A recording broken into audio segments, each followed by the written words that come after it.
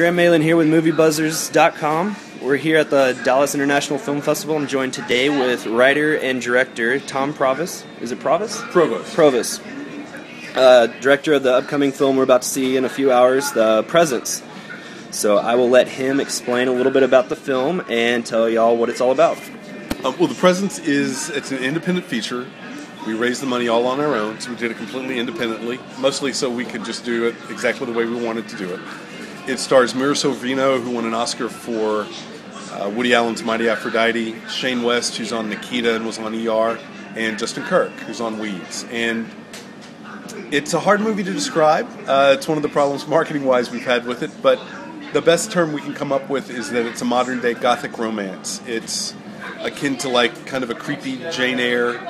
It's a ghost story, but it's told from the ghost perspective in part. And we were just trying to do something kind of creepy and spiritual and kind of darkly romantic. Awesome. I'm excited to see it. I've seen a lot of people compare it to a horror film. Is that what you're going for? Because from what I've read and some other people's response, it's not a horror really, because a horror is like Shining, Scream, right. Nightmare on Elm Street, those type of things. This seems more like a romantic, psychological, maybe thriller with a little bit of ghost in there. Very much so. Yeah, I would think if somebody came into this movie expecting a horror movie, they would be disappointed. Okay. Yeah, I mean, if anybody's expecting blood and guts, there's none of that in there at all.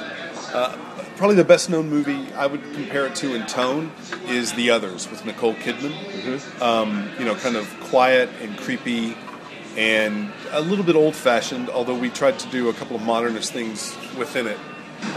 Like a darkly romantic thriller, I guess, is how I would describe it. All right. Looking over the characters' names, you got really creative with them.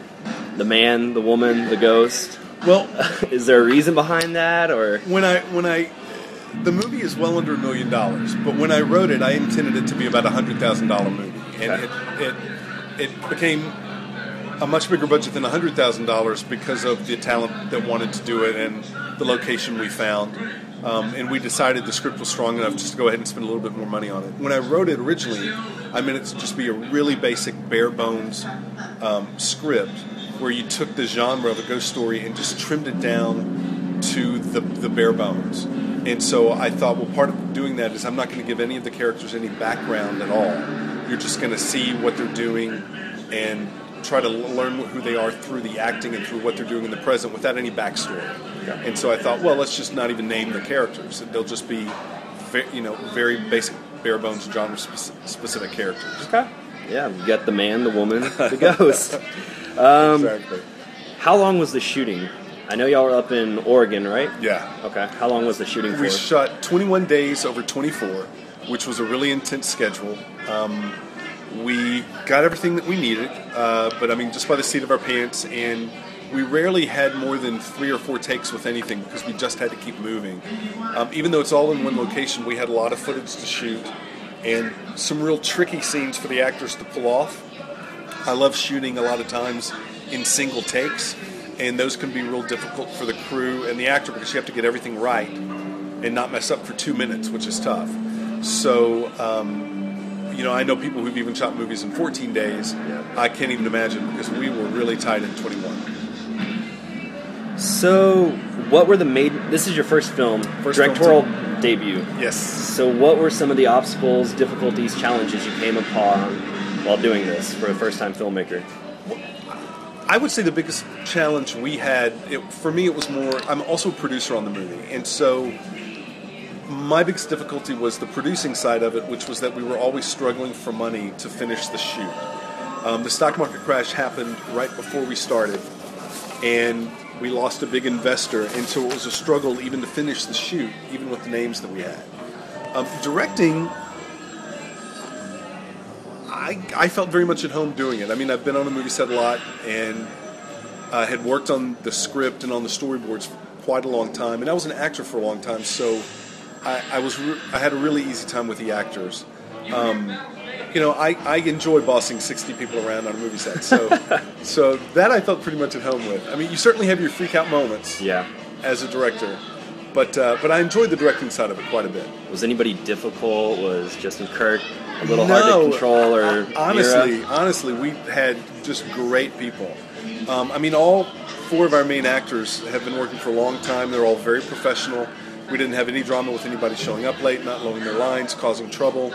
Everybody was a lot of fun to be with. You know, all the actors would go out and hang out with the crew after the shoot in the local bars where we were all hanging out as movie crews do. So, yeah, with the actors, we didn't have any trouble at all. They were quite a bit of fun with whom to work. Your buddy and best friend, Tom Rice, has compared you to Hitchcock. How do you like that comparison, and does that scare you a little bit, or does that put you on a higher pedestal? Is that difficult? I appreciate it very much, but I would aspire to be that good, but I don't think that I'm that good right now. I mean, a lot of people call the movie Hitchcockian because for 25 minutes we have no dialogue. And Hitchcock talked about, he would always say he wished he could do just movies without dialogue, because without dialogue you can explore pure cinema. You're telling a story without words. And the first 25 minutes has actually like 86 seconds of dialogue. So I think sometimes that comparison comes up specifically because of that. And it is a very cinematic movie. We shot it widescreen, CinemaScope. It turned out looking beautiful. So I appreciate it, but no, I'm no Hitchcock. Well, that's something to strive for, though, kind of, right? Oh, no, I mean, very you can much be compared to a lot worse people. Yeah. Oh, no, believe me. He's one of my top 5 directors, and oddly enough, a lot of women, when they watch the movie, independently compare the movie in tone to one of my favorite Hitchcock films, which is Rebecca, which won Best Picture in 1940, and that also is kind of a Jane Eyre-ish Gothic romance. So we definitely were going for that in tone. So the film was picked up by Lionsgate. Yes. Distribution-wise, is it going to be a limited release, national release? When's the release date? That's still being determined right now. I'm obsessed with getting my investors their money back. And video on demand in particular has exploded so much that we actually have a much better shot at making money on the movie if we go straight to video on demand DVD. Okay. And oddly enough, there have been even video on demand movies this year where more people have watched a movie that went straight to video on demand in one night than, say, Iron Man 2 in its opening week. At the same time, theatrical will be fun. So we're still debating right now, and it really just is a money decision. It comes down to whether Lionsgate thinks $15 million in prints and advertising is worth spending on a movie that costs less than $1 million to make. And that makes the studio very nervous, which I understand. Right now, these studios are buying into these low-budget films due to Paranormal Activity doing so well. So, I mean, if you can make a movie for under $1 million, studios are eating them up. I mean, you got Monsters, which was straight to video on demand, and it did very well. Yeah. So, I mean, it played a lot of festivals, and I take it this is what this film's doing, going the festival circuit right now. I would say Monsters is probably going to be what's going to be kind of the pattern that I think Lionsgate uses for our movie. And I got to say, Monsters is one of the best movies I've seen in a long time. And I loved the movie. Some people think it's kind of weird. I absolutely loved it. But what that guy did on his computer with that budget, I think is pretty phenomenal. Yeah, I've seen it 2 times. I had mixed opinions the first time, and then on the second time, I sat down and watched it and paid really close attention. I have to give him credit for what he did, all on his own, on a Mac. So that was phenomenal, the way he did that. And see, that's like comparing with our movie. If somebody thought it was a horror movie and they'd go in and they might be disappointed. Mm-hmm. If you go into that movie and you think you're going in to see Godzilla, you're really going to be disappointed. That movie is, in some ways, a romance at its base. But there were moments in that movie that I was going for in mine. We'll see if you think we pulled it off. There's such moments of quiet beauty and awe and wonder. I mean, even the thing where the plane appears and gets slowly pulled down by the monster's tentacles in the river. There are moments like that were just so awe-inspiring to me, even though they were kind of dark. Yeah. And I love the score as well. Yeah, I know a lot of people were upset that they thought it was going to be like aliens attacking. They're going to see all these aliens, and I agree. It was a love story. It was showing how he fell in love with her. She was engaged and had someone else, but she gradually grew feelings for him. Yeah. And so I agree. Upcoming projects. Do you have anything planned right now? Well, I have my other script that I have written that actually I had written for quite a while. It's kind of my dream project, and it's called Mr. Clark, and it's a drama. It's a dark twist on It's a Wonderful Life. Okay. And some people have optioned it right now. It has also, like The President's, a very specific look. And given where we need to shoot it, we probably won't be able to shoot it for about a year and a half. Okay. So they've optioned that, and we're working on that. In the meantime, I'm kind of looking for a couple of other film projects to direct, and also have been getting offered some TV work. So I'm just looking forward to really being a director for hire for a little while before I go back and direct another script of mine. Well, you've got your own production company, so how's that going? You know, you want to talk about the name? Yeah, I will. All right. Well, the production company was set up specifically to do these two movies. It's just my own personal production company. And if you do a film independently, you have to create a production company even just for that movie. So I actually have two production companies, which gets kind of crazy in tax time. But so I have Cartoon, which is my own personal production company. Then I have the Ghost Story, which is just, the production company for the present. Cartoon, my favorite movie is The Godfather, and I was trying to think of something a little obscure that wouldn't be obvious that would reference The Godfather, and Cartoon is the name of the horse in The Godfather. Awesome. Do you have any advice for upcoming filmmakers? I know you've been in the business for a little while now. Yeah. You've done a lot of screenwriting, production work, commercials, and stuff like that. You got any advice for up-and-coming filmmakers? I would say just do it. Just go out and make a movie. This movie was intended to be a really fast and loose, under $100,000, around $100,000. We just run out, we shoot it, slap it together. Craft it together, but try to do something really low budget, again, like a Paranormal Activity, and try to get some attention out of it. Over a couple of years, because of raising money and then the stars that got involved, it turned into, for me, a much bigger budget. A lot of people would look at it and say, oh, under $1 million isn't that big, but believe me, when you're trying to raise $1 million, it's hard to do. So I guess what I would say to so a lot of people put a lot of angst and drama. It's like, just go make a movie, pick up your iPhone, pick up, some camera and just go do it.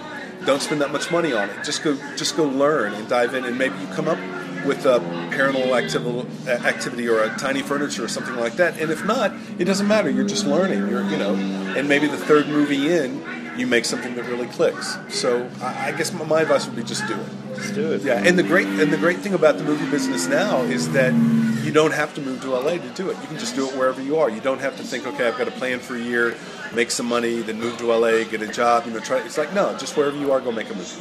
I want to go back to your acting. Okay. Sequest 2032? Is it 2032 or Sequest? Well, that was the second version. I was on the first version, Sequest DSV. Okay.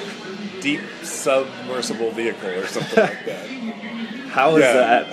It was a blast. I had not been living in LA very long, and I was acting full time, and it was my first big job. And at the time, it was the most expensive TV show ever made. I remember it. And Steven Spielberg's name was on it. He later famously said he was making Schindler's List, and so he had nothing to do with it. And I think that's probably part of the reason they had some trouble behind the scenes. Mm-hmm. But for me, I got to drive onto the Universal lot, which is the greatest lot in LA. I got to drive onto the Universal lot every day. I had a trailer. I was playing one of the crewmen, so I got to do a lot of stunt work. Mm-hmm. It was an absolute blast.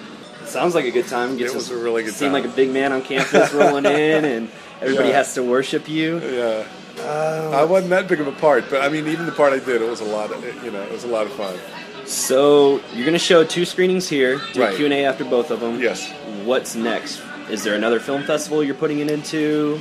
This is the last film festival we have planned. There's 2 out there that I haven't applied to, but they kind of want us to be in it, and we're really going to leave that decision up to Lionsgate. Okay. So we might be in 1 or 2 festivals in the next couple of months.